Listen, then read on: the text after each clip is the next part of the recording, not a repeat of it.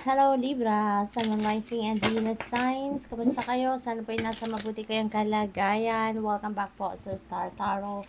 At kung bago kayo rito, welcome din po kayo. Please subscribe, like, share my videos, and leave me a comment po kung nakaresonate kayo. Thank you.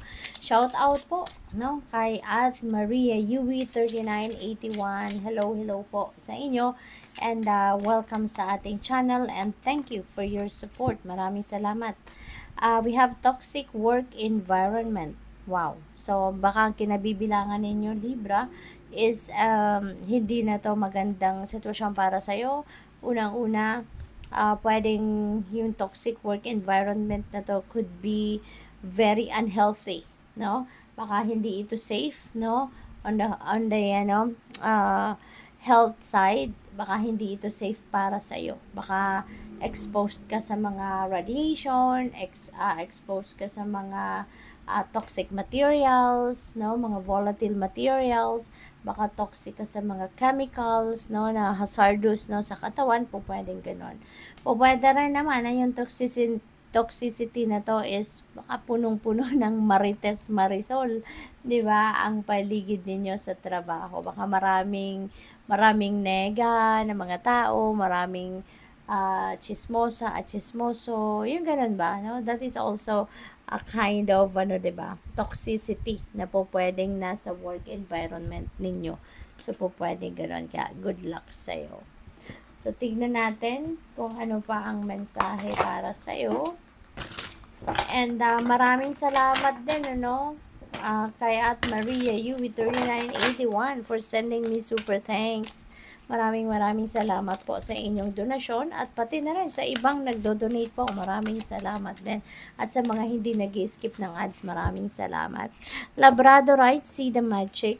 Okay? Kasi lahat naman, 'di ba, ng pangyayari sa buhay natin is very magical. Kaya just see the magic, no? Pag may mga nangyayari, mga miraculous events, mga pangyayari sa buhay ninyo na hindi ninyo inaasahan, na pero pwedeng na-appreciate ninyo, pwedeng hindi. But just see the magic in it. No? Just see the magic in it. Kasi even if hindi ninyo hiningi, pero binibigay sa'yo, so i-embrace ninyo, ipagpasalamat ninyo. Kasi anything, 'di ba, na pinapadala sa atin ng universe is a blessing. 'Di ba? Regardless kung anong form ito, kailan ito dumating, it is a blessing. Kaya, instead of questioning the universe, bakit kayo binigyan, or bakit kayo ang pinili, or bakit sa iyo nangyari, instead of questioning Him, i-embrace na lang natin, no? Embrace nyo na lang kung ano man yan, at ipagpasalamat na lang, no? Ano man ang mga biyayang yan. So, let's see. What else? Libra, at this point, I would like to say thank you for being here. Thank you for subscribing. And if you haven't subscribed yet, subscribe na po kayo. At saka, bukas na po yung channel membership ng Star Tarot. So, kung interested po kayo mag-join, ayan, just check it out. Nandito po sa baba ng video, no? Kung paano. So, we have Emperor. At ang Emperor na to, napakaganda kasi this is about stability, no? So, maaari na stability sa relationship, pwedeng pamilya, pwedeng stability din ito sa inyong money, career, and finances na po pwedeng yun ang i-build ninyo sa ngayon, or yun ang pagfo-focusan ninyo sa ngayon. So, that is possible, no? Pwede din na meron kayong promotion. Baka ang iba sa inyo, aangat na yung position sa trabaho. Baka kayo ay mapopromote na bilang manager or bilang supervisor, yung gano'n, no? So, that is also possible. Pwede rin na meron kayo ritong mga transactions, no? Sa mga boss ninyo siguro, or may transactions kayo na gagawin sa mga higher ups, no? Or baka opisyal ng gobyerno, yung mga ganun ba. And we have 8 of Cups, and 8 of Cups is a departure energy. So, pwede na since this is for money, career, and finances, baka meron kayong iiwanan trabaho, may tatalikuran na kayong trabaho, or yung career ninyo, tatalikuran nyo na, or negosyo ninyo, tatalikuran nyo na, kasi maybe you are seeking for something na gusto mong maging kapakay-pakinabang ka pa. maaring kung ano man ngayon ng trabaho mo, or career mo, or negosyo mo, parang wala na siyang parang wala na siyang, hindi na siya magpo-progress kasi pwedeng nakarating na kayo doon sa ceiling, nakarating na kayo doon sa yung sagad na, yung pwede ninyong gawan. Wala na kayong may offer pa, yung gano'n. Parang nagawa na ninyong lahat, 'di ba? Wala na kayong bagong mai-offer pa, no? Sa trabaho na to, or career na to, or negosyo na to. So, parang nasa stagnant energy na kayo. Kaya, you are going to look for something else, no? Na pwede pa ninyong magawa, no? Ang marami pa ninyong ideas, pwede pa ninyong mas mapakinabangan lalo, no? Yung mga talents, skills, and gifts ninyo. So, you may be heading towards a different path sa ngayon. At kung saan man kayo patungo, maaaring dito ninyo mahahanap yung trabahong will be emotionally fulfilling para sa'yo, 'di ba? Or mas marami ka pang matatouch na buhay ng iba, marami ka pang matutulungang iba sa paraan ng inyong pagtatrabaho, no? So, pwedeng gano'n. With the Five of Cups, there is sadness, no?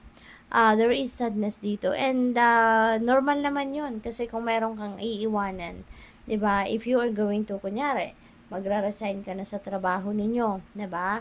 You have developed kahit papano camaraderie with your colleagues. Maaring nagkaroon ka din naman dyan ng mga kaibigan, maaring nagkaroon ka din naman ng fulfillment dyan o nagsisimula ka.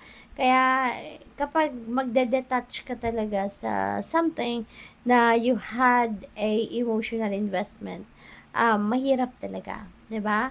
Mahirap. But siyempre sa una lang 'yon. But kapag nakapag-adjust ka na sa kung saan ka man muli, ay kung saan ka man pupunta or saan ka man magtatrabaho, kung trabaho itong iiwanan mo, sa una lang malulungkot ka kasi 'di ba? Kagagaling mo lang doon sa kung saan ka man manggagaling, at but when you are settled na sa pupuntahan ninyo, unti-unti mapapawi na din yan, and unti-unti makakapag-adjust ka na din. Kaya normal lang yan, no? Just honor your feelings, no? Few days, di ba, malulungkot ka, pero tama, hanggang dun na lang, and just look forward na, di ba? Move forward na kayo, at mag-adjust na kayo doon, mag-focus na kayo sa kung ano man ang sisimulan ninyo. Okay? So, Page of Wands, ayan, there is news, opportunity, 'di ba? Maaari, no, na yung offer dito na opportunity, yun ang pupuntahan ninyo.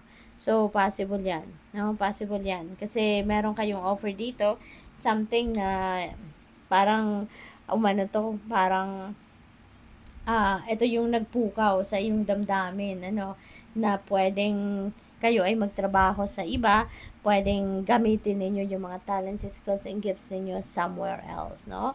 So, ito yon.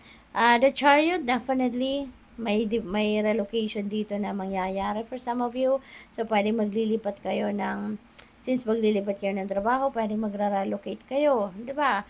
Baka kayo pupunta sa ibang lugar, di ba? At kailangan pa ninyong magbiyahe. So, that's what I'm picking up rito. So, with the 8 of Wands, no, this is also travel energy. So, and by the way, yung 8 of Cups, travel energy din ito, Libra. So, baka nasa transportation sector kayo, no? Baka related baka may travel agency na kayo, magne-negosyo na kayo, or baka doon kayo magtatrabaho sa isang travel agency, or baka sa airline, 'di ba? Yung mga ganon, or anything related siguro, no, sa pagta-travel, baka yun ang magiging trabaho ninyo. So, things are going to change rapidly, quickly sa ngayon, sa trabaho, career, negosyo ninyo na area of life. Kaya dapat ready kayo. No, you need to be ready for anything.